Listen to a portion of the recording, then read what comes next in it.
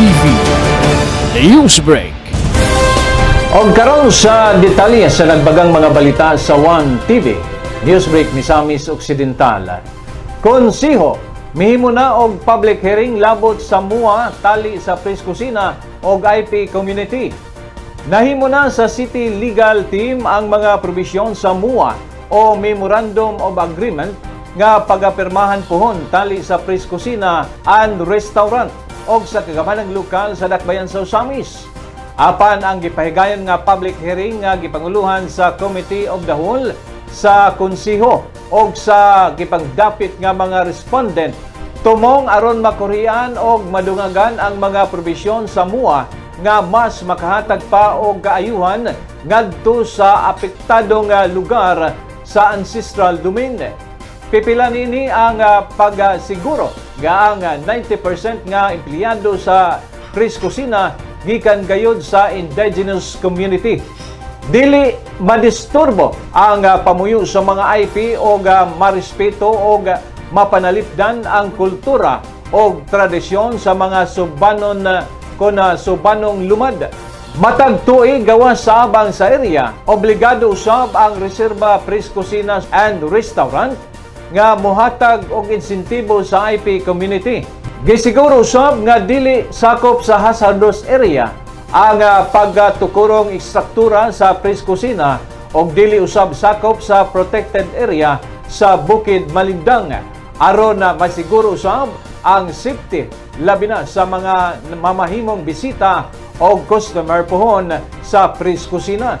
Gipaklaro usab sa MUA ang limitasyon sa area o operasyon sa Press Kusina labi na ang pagdugang og istruktura lapas sa gihatag nga half hektar. Kini na inspeksyon na sa City Disaster Risk Reduction and Management Office uban sa mga personnel sa Department of Environment and Natural Resources and Geoscience Bureau. Sa higayon nga mapirmahan na ang MUA tali sa Usamis LGU o sa Press Kusina, iduso pa kini sa National Commission on Indigenous People Regional Office 10.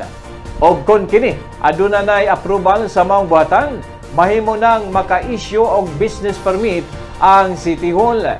Gipamatuod usab sa mga timuay og mga gukom nga way nahitabong irregularidad sa proseso niini og miagi gayud og konsensus o konsultasyon sa ilang level nga hiniusang gihimo sa City Council o sa NCIP Provincial Office. The Press Kusina Reserva Suites and Restaurant located at Tipan, which shall be given annually. Ang ilang rental will be given annually every third Monday of December of every year until expiration of the lease agreement. Part of that is this will be given to the treasurer of the IPS, Tabubong Labo, as part of the rental every 3rd of December every year. Another salient provision is, other than the coordination and rituals, the respect to culture and sacred places. That's number 4 of Article 4, Roman numeral 4, letter B. The second party or the Press Kusina shall respect, abide, promote, and protect the culture, customs, and traditions of the first party, including the sanctity of their traditional landmarks and sacred places. Part also of this MOA, Madam Chair, is the conduct of the rituals that will be performed, commencing the activity and join in the necessary rituals required by the community at the expense of Press Kusina. Yes, yes, Honorable sa akin na nag-agi gini siya proseso gani na gani si Attorney Frances, si Konsehal Dinky Suiso. So naamin sa Sitio Tipan, sa Stimson Abordo ani nagtapok, dili lang kaisa ko dili kadaghan gyud mi ani consult gini siya sa mga tribo. So mao na siya ang nahimo namo nga gani ako gusto to nako tubagon kaganina ang gibot giingon po ni attorney nga bawal ba ang unsa tong mga bawal dito kaganina nga giingon. So usa po to nga mo nang nabutang siya sa muwa kay usa sa to nga naisgutan namo ang discrimination.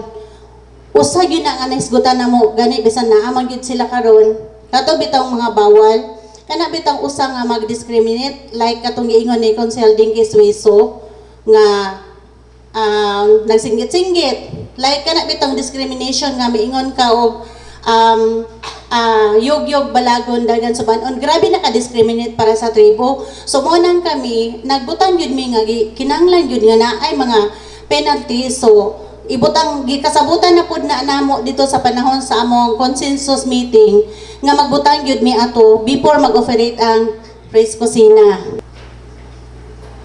Okay, palihog.